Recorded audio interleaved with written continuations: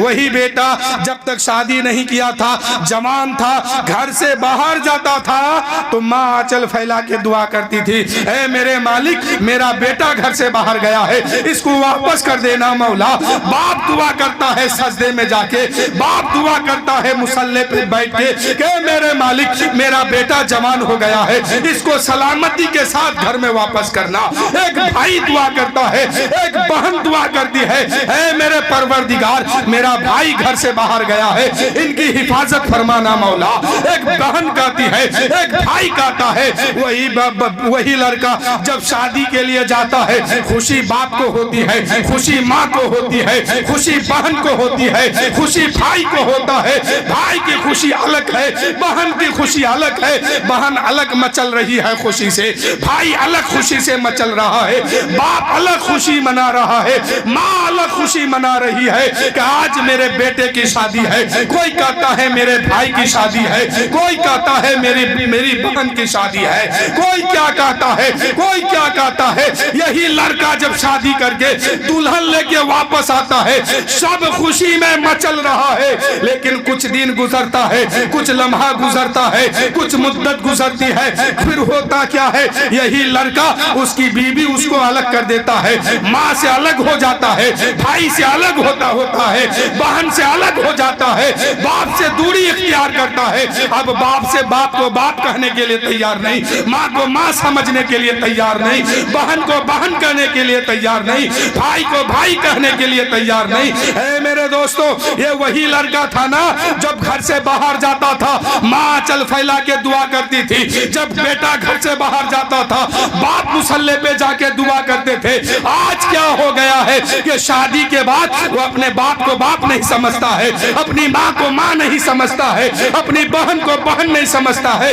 वजह क्या है कि हमने सुन्नत के मुताबिक उस लड़के की शादी नहीं की है। मेरे दोस्तों, आज जो शादी होती है वो शादी खानदान पर तरजीह दी जाती है, वो शादी दौलत पे तरजीह दी जाती है, वो शादी जो होती है वो हुस्न पे तरजीह दी जाती है, लेकिन दीन पर तरजीह नहीं देते हैं। यही वजह है कि यही लड़का जब शादी नहीं किया था, पहले बाप को बाप कहता था, माँ को माँ कहता था, लेकिन आज सबसे दूर हो रहा है। इसलिए कि वो दीनदार बहू नहीं लाया है, बल्कि दुनियादार बहू लेके आया है। अब ये मनहूस घर में आया है। ये मनहूस का कदम जब घर में पड़ा, घर की नुहसत फैल गई, घर की बरकतें खत्म हो गई।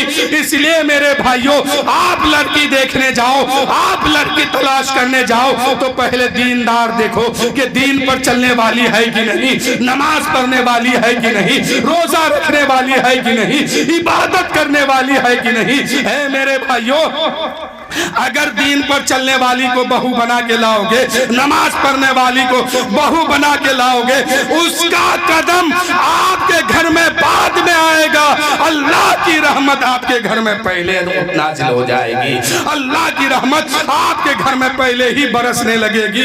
इसलिए आप दीन पर तरजीह दीजिए। हाँ, दीन के साथ अगर हुस्न अच्छा है तो बहुत अच्छा है, दौलत है बहुत अच्छा है, खानदान है बहुत अच्छा है, लेकिन आपको पहले तरजीह कहाँ देना है कि जब भी खोजने जाए तो देखे कि दीनदार है कि नहीं, दीन पर चलने वाली है कि नहीं।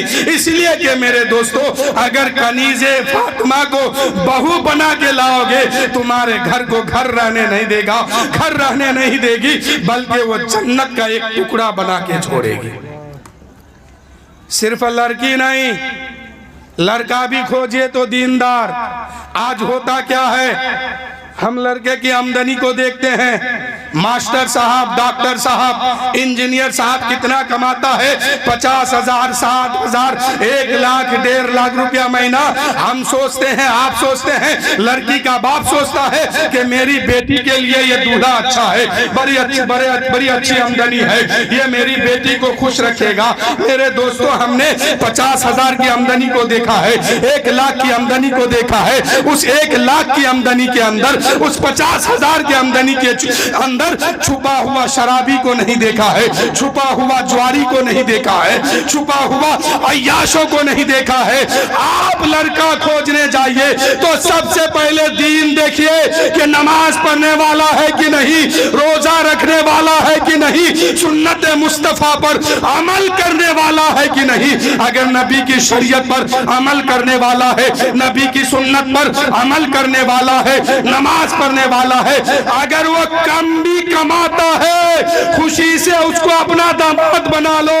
इसलिए कि हमने देखा है अमीरों के घर में वो लड़का जो 50,000 कमाता है, 1 लाख कमाता है, 1.5 लाख कमाता है, उसके अंदर छुपे हुए वहशत को भी मैंने देखा है कि शराबी भी है, जुआरी भी है, जो लड़की को उठा के लाया है अपने ससुराल से, रोज मारपीट होता है, रोज तकलीफ उसको दी जाती है। क्यों दी जाती है? हमने उसके अंदर आमदनी को देखा है, उसकी कमाई को देखा है, उसके कारोबार को देखा है, उसके अंदर दीन नहीं देखा है, उसके अंदर शरीयत नहीं देखा है, उसके अंदर सुन्नत नहीं देखा है। हमें देखना तो ये चाहिए था कि इसके अंदर दीनदारी है कि नहीं।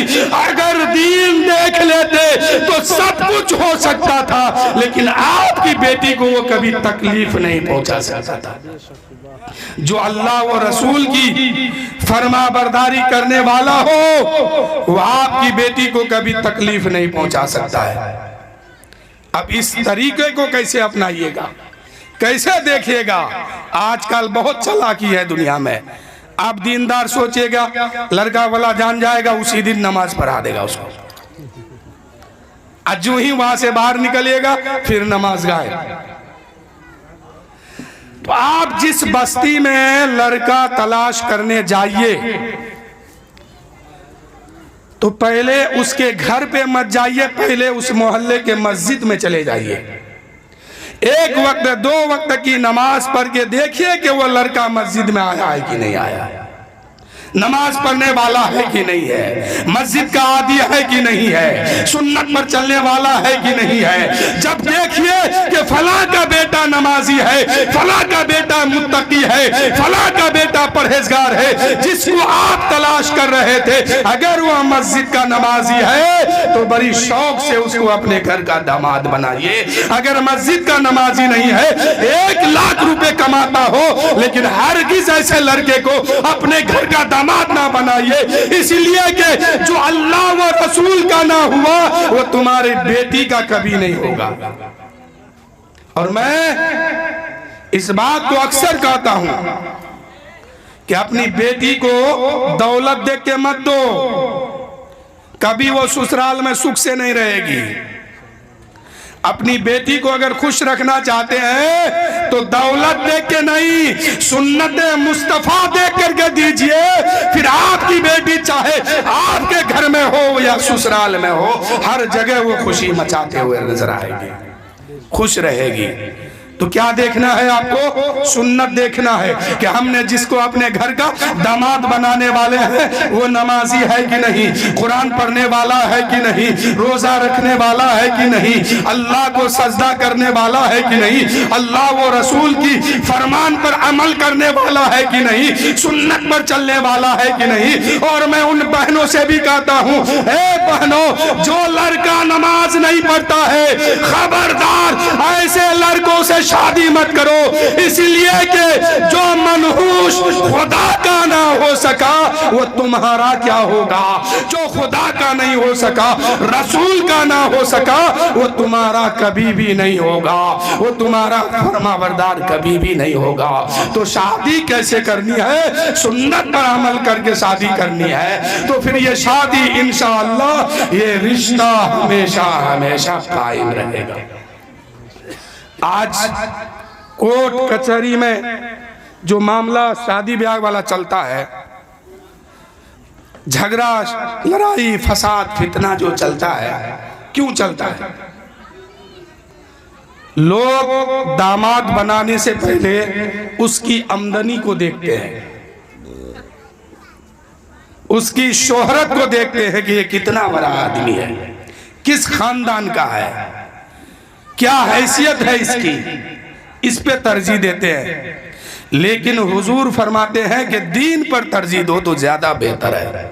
हाँ, दीन के साथ साथ खानदान भी अच्छा होना चाहिए, दौलत वाले भी होना चाहिए, शोहरत वाला भी होना चाहिए, सब कुछ हो लेकिन दीन पर चलने वाला हो, सुन्नत मुस्तफा पर अमल करने वाला हो, तब जाकर के ऐसा दुल्हन भी खोजिए, ऐसा दूल्हा भी खोजिए और ऐसी दुल्हन भी तलाश कीजिए। मैं सिर्फ एक पार्टी को नहीं कह रहा हूँ, मैं दोनों फर्द को कह रहा हूँ। लड़का भी तलाश कीजिए तो सुन्नत पर चलने वाला, लड़की भी तलाश कीजिए तो कनीज़े फातिमा बनकर जिंदगी गुजारने वाली तलाश कीजिए।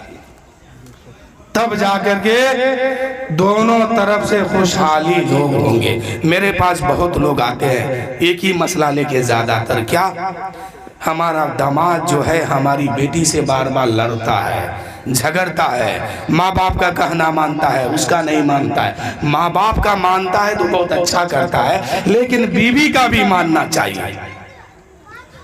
लेकिन मानेगा कैसे? शादी से पहले इस बात को भूल गया था कि हमें क्या देखना है, हमें क्या तलाश करना है। इसलिए हमने जो है दीन को तलाश ना करके दुनिया को जब तलाश किए हैं तो शादी के बाद तो तकलीफ होगी। इसलिए चाहे हम हो या आप हो या कोई भी हो, सबसे पहले बहैसियत मुसलमान हम अपने लिए घर की बहू खोजे या दामाद खोजे, दोनों में सुन्नत देखे कि सुन्नत पर चलने वाली है कि नहीं, शरीयत पर अमल करने वाले हैं कि नहीं, तब तलाश, तब उस रिश्ते को मंजूर कीजिए। इसलिए कि अगर शरीयत पर चलने वाली बहू को लेके आओगे, शरीयत पर चलने वाले को दामाद बनाओगे, फायदा क्या होगा जानते हैं? अगर आपका बेटा